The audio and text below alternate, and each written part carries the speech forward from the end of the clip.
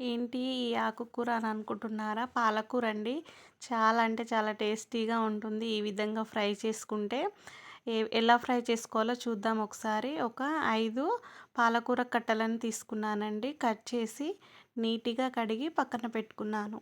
తర్వాత stove on చేసి stove మీద ఒక కళాయి పెట్టుకొని కళాయి హీట్ అయిన తర్వాత కొద్దిగా కర్రీకి సరిపడినంత ఆయిల్ అనేది ఏసుకోవాలి.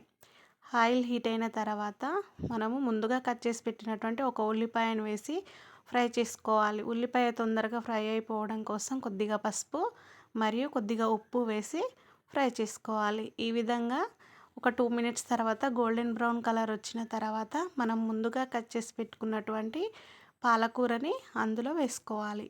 పాలకూరని వేసుకొని మెల్లగా కలుపుకోవాలి. మొత్తము కూడా కలిసేలాగా ఈ విధంగా కలుపుకొని ఒక 5 నిమిషాలు మూత పెట్టుకుంటే ఈ విధంగా వాటర్ అంతా కూడా పైకి తేలుతూ ఉంటాయి.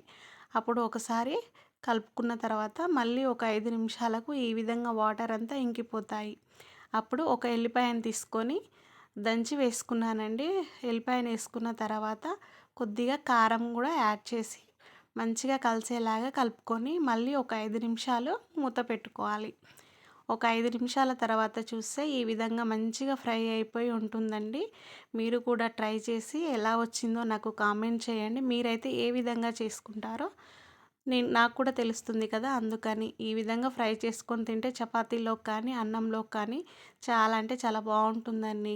ఏ విధంగా వచ్చిందో ట్రై చేసి నాకు కామెంట్ చేయండి. దానికంటే ముందు సబ్స్క్రైబ్ చేసుకొని లైక్ చేయండి. Bye bye.